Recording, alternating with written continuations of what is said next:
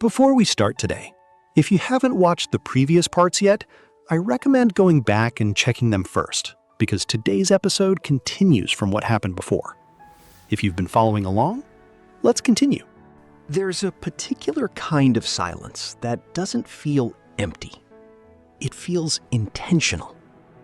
The kind that appears after you ask a normal question, and suddenly, nobody wants to answer.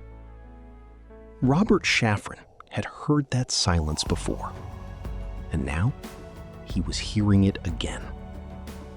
Only this time, it wasn't coming from strangers.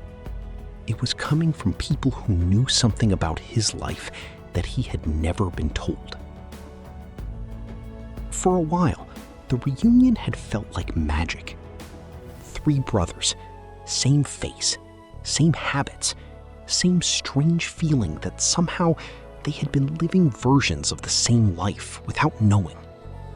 They laughed about it. They compared memories. They discovered coincidences that felt impossible. Same interests, same mannerisms, same little details that made them feel less like brothers and more like copies. And for a while, that was enough.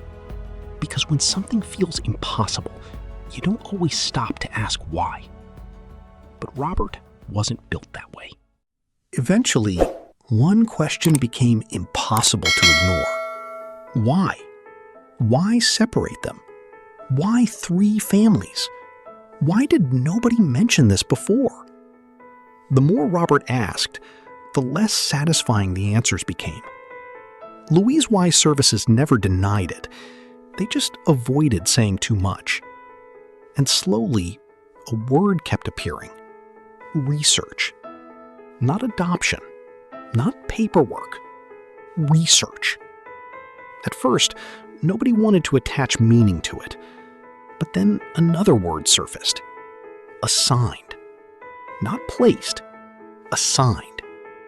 That one stayed in Robert's head. Assigned.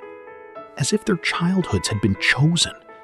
As if being different wasn't random at all. Robert started looking closer, and suddenly something became impossible to ignore. 3 identical boys, 3 different families, 3 different worlds. Eddie grew up in an upper-middle-class home, Robert in a middle-class family, David in a working-class household in Queens. Different environments, different opportunities, same DNA. And suddenly, this didn't feel like coincidence anymore. It felt designed. That's when the name appeared. Dr. Peter Neubauer, a respected psychiatrist, a researcher, someone interested in one of science's oldest questions. What shapes us more, our biology or the world around us? Nature versus nurture. The theory sounded simple. Track identical children raised apart. Observe the differences. Understand human development. But Robert realized something that changed everything. They hadn't simply studied separated children. They had created separation. The triplets began putting the pieces together. Researchers had visited, observed, collected information, recorded moments, watched them grow, year after year, knowing the entire time there were 2 other boys, and nobody said a word. Their parents had believed they were helping with a normal developmental study. They had no idea the real experiment had already begun. Because somewhere along the way, their sons stopped being children and became data. David said something quietly one day, something that stayed with all of them. Someone watched us grow up. That sentence hit differently, because it wasn't about science anymore. It wasn't about adoption. It wasn't even about the separation. It was about time. For 19 years, someone knew. Someone visited. Someone recorded. Someone stayed silent. And then Robert tried to find the records. If this was real, there had to be files, notes, footage, proof. So he started calling, writing, searching, and every door led to the same answer. No, not available, sealed.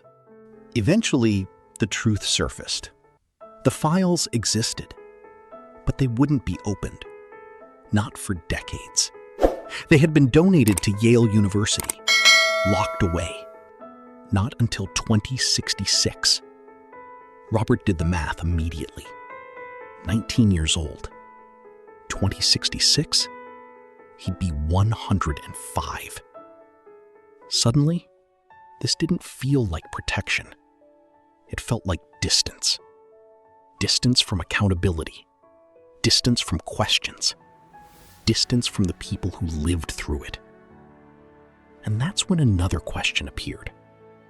Were they really the only ones? Or were there others? Other children? Other families? Other lives separated quietly so someone could watch what happened? Robert didn't know yet. But the worst part wasn't what they had discovered. It was realizing they had only uncovered the beginning. Because somewhere inside those sealed files, there might be answers. And for now, those answers were locked away. And that's where we'll leave this chapter. The story continues, and there's still more ahead. If you enjoyed this episode, subscribe and follow along for the next chapter. See you in the next one.